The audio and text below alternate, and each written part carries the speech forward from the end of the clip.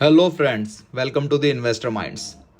दोस्तों, आज हम एक ऐसी कंपनी के बारे में बात करेंगे जिसमें मैं तकरीबन 3.5 साल से इन्वेस्टेड हूँ। कंपनी का नाम है पैरामाउंट केबल्स। इस कंपनी के बारे में इंफॉर्मेशन लेने के लिए हम 6 टॉपिक्स पे बात करेंगे। पहला, कंपनी का इंट्रोडक्शन, इसकी मैनेजमेंट कैसी है, क्या एक्सपीरियंस रखती है। तीसरा, इसके जो पीयर्स या कंपिटिटर्स हैं उनकी कैसी परफॉर्मेंस है। चौथा, क्या इसके मैनेजमेंट फ्यूचर गाइडलाइंस कुछ रखते हैं या नहीं।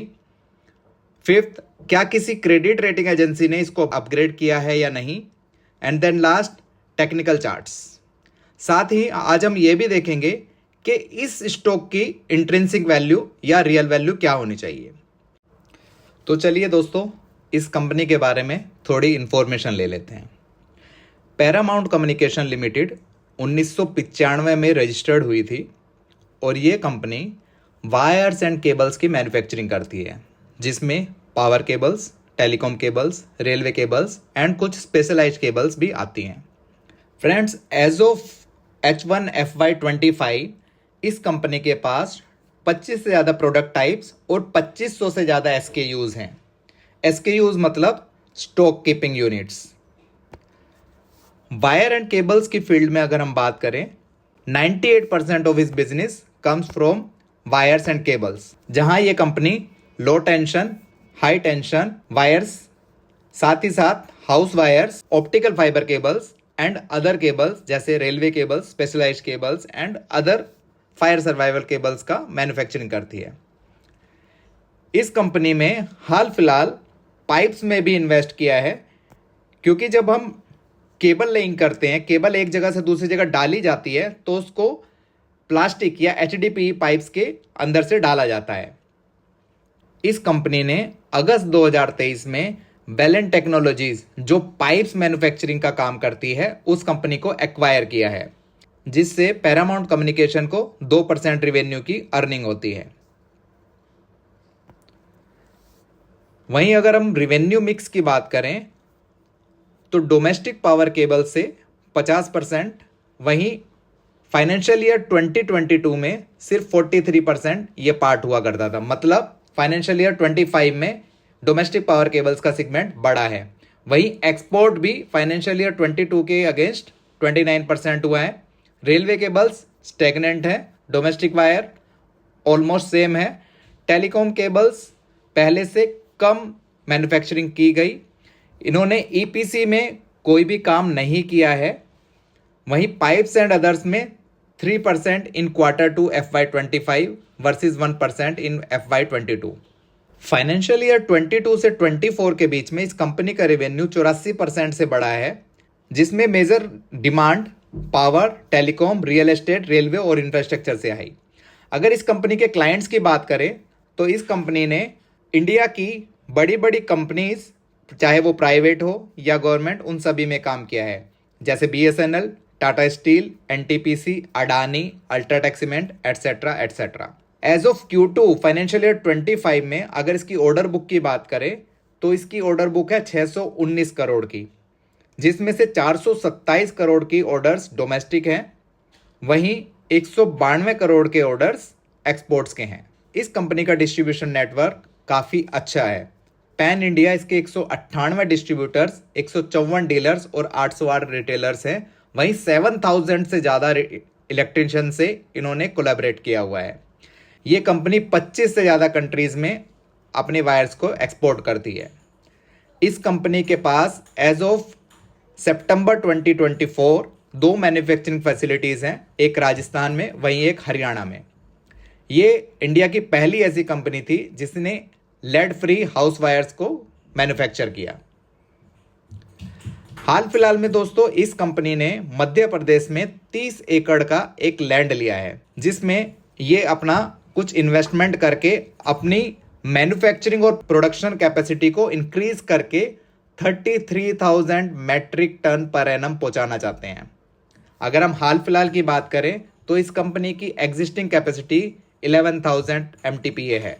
इस नई इंडस्ट्रियल यूनिट के स्टार्ट होने के बाद ये कंपनी एक्सपेक्ट करती है कि इसका total revenue existing 2 industrial unit से 1800 करोड़, वहीं मध्य प्रदेश वाली न्यू यूनिट से 600 करोड़ के आसपास होगा, जिससे पता चलता है कि फाइनेंशियल ईयर 27 तक इस कंपनी का रिवेन्यू 2500 करोड़ के आसपास पहुंच जाएगा, जो हाल फिलहाल में तकरीबन 1200 करोड़ का है, मतलब डबल से भी ज़्यादा। कंपनी पर अगर डेट की बात करें तो as of H1 FY25 company ने अपने डेट की फाइनल पेमेंट 86 करोड़ की कर दी है और आज की डेट में company net debt free status achieve कर चुकी है।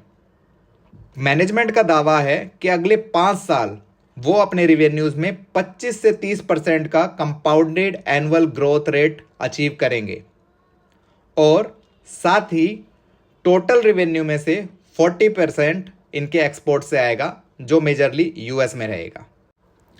मतलब अगर ये कंपनी अगले 5 साल 25% की ग्रोथ करती है तो इस कंपनी के रेवेन्यू 3 गुना हो जाएंगे। वहीं अगर हम लोअर साइड एस्टिमेट लें तो 20% पर एनएम की ग्रोथ से भी ये इसके रेवेन्यूज 2.5 गुना हो जाएंगे।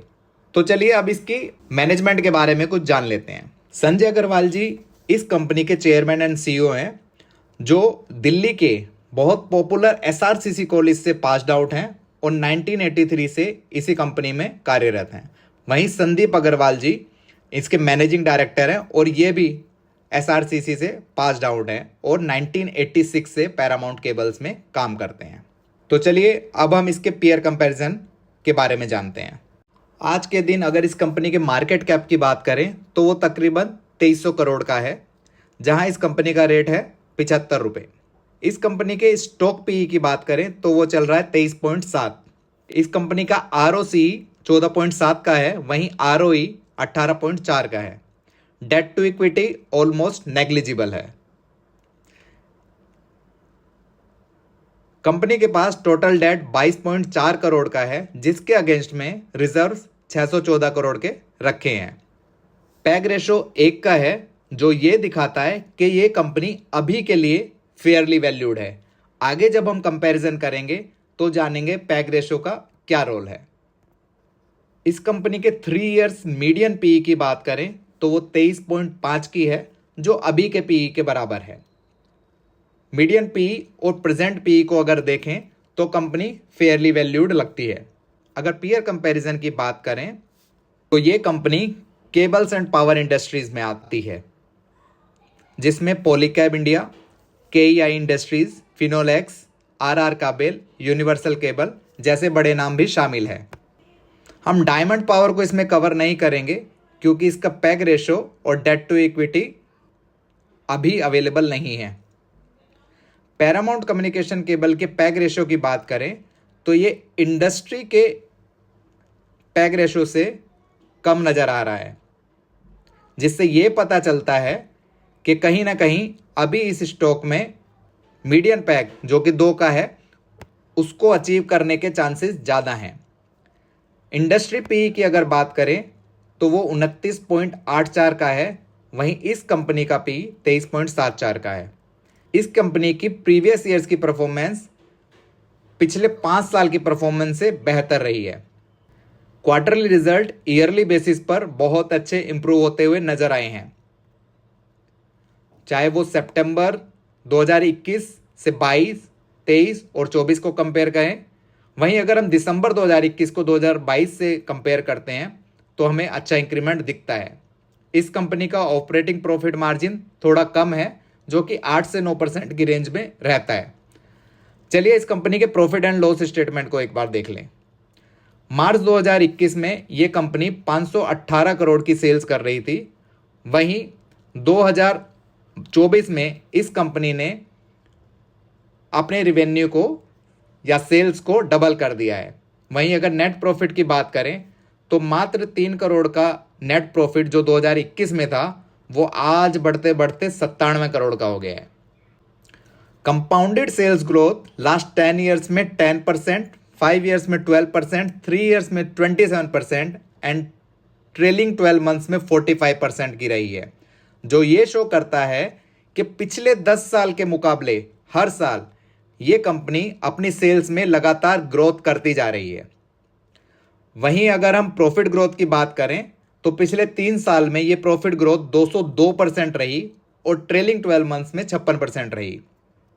स्टॉक प्राइस ने पिछले 10 साल में 41% CAGR से रिटर्न दिए हैं।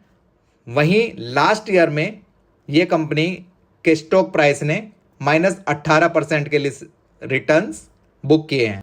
वहीं रिटर्न ऑन इक्विटी की बात करें तो वो इंप्रूव होते हुए नजर आ रहे हैं। बट फ्रेंड्स, इस कंपनी में एक नेगेटिव पॉइंट भी है। पिछले कुछ टाइम से प्रोमोटर्स स्टेक बेच रहे हैं। वहीं FIIs जिसके पास पहले काफ़ी अच्छा परसेंटेज हुआ करता था, वो भी अब घटते हुए 2.21% रह गया है। वहीं DIIs ने इस कंपनी में अभी कोई इंटरेस्ट नहीं दिखाया है। रिटेल यानी कि लूज हैंड्स के पास ज़्यादा स्टॉक्स हैं। ये इस कंपनी के लिए एक नेगेटिव पॉइंट हो जाता है। अगर हम इस कंपनी के Q2 के रिजल्ट्स चेक करें, जो कि नवंबर 4, 2024 को पब्लिश किए गए थे, तो मैनेजमेंट ने अपनी कंपनी के बारे में कुछ इन्फॉर्मेशन दी है। दोस्तों, जैसा कि मैंने पहले भी डिस्कस किया था, कंपनी के पास एज ऑफ नाउ तकरीबन 11,000 टन्स ऑफ मेटल को प्रोड्यूस करने की कैपेसिटी है, जो कि फाइनेंशियल ईयर 27 तक बढ़ के 33,000 होने वाली है। मतलब तकरीबन 3 टाइम्स से भी ज़्यादा। कंपनी ने अपनी की हाईलाइट्स जैसे order book from domestic and international orders अपनी अर्निंग रिपोर्ट में शो किए हैं। दोस्तों, कंपनी की इस Q2 FY25 की रिजल्ट्स की ये फाइल मैं अपने डिस्क्रिप्शन सेक्शन में अटैच कर दूंगा। आप लोग चाहें तो इसमें से और भी इंसाइट्स ले सकते हैं। क्रेडिट रेटिंग्स की अगर बात करें तो लास्ट ईयर दिसंबर 2024 में ICRA यानी कि investment and information credit rating agency ने इस कंपनी की स्टेबिलिटी में इंप्रूवमेंट माना है। दोस्तों, अगर इस कंपनी के टेक्निकल्स की अगर हम बात करें तो ये कंपनी साल 2024 के एंड से बुलिश सिमेट्रिकल ट्राइंगल की फॉर्मेशन में एक रेंज बाउंड में ट्रेड कर रही है। दोस्तों, अगर ये कंपनी अपनी इन ट्रेंड लाइंस को ऊपर की तरफ ग्रीन कैंडल से ब्रेक थ्रू देता है तो तब इसमें एक अच्छा मूव आ सकता है। और उस मूव को जानने के लिए हम इसके टॉप से इसके बॉटम तक रेंज बाउंड सेलेक्ट करेंगे और जहां से ये ब्रेक थ्रू मिलेगा वहां पर उसको प्लेस कर देंगे। इस तरह से इसका टारगेट हमें मिल जाएगा। तो चलिए चलते हैं अपने वीडियो के लास्ट पार्ट, इंट्रिंसिक या रियल वैल्यू पर। दोस्तों, अगर मीडियन पी के हिसाब से बात करें तो इसका रेट 75 रुपये होना चाहिए, जो आज की डेट में सही है। वहीं अगर इंडस्ट्री पी जो 29.84 का है, उसके हिसाब से इस स्टॉक का रेट 95 रुपये होना चाहिए, यानी अभी से 27% अप। वहीं अगर मैं फोरकास्टेड या फ्यूचर पी फाइनेंशियल ईयर 2027 की बात करूं तो रेट 195 रुपये होना चाहिए, मतलब 160% अप। और पैग रेशो के रेफरेंस में अगर बात करूं, इंडस्ट्री का जो पैग रेशो है वो 2 है, जबकि इस कंपनी का पैग रेशो सिर्फ 1 है।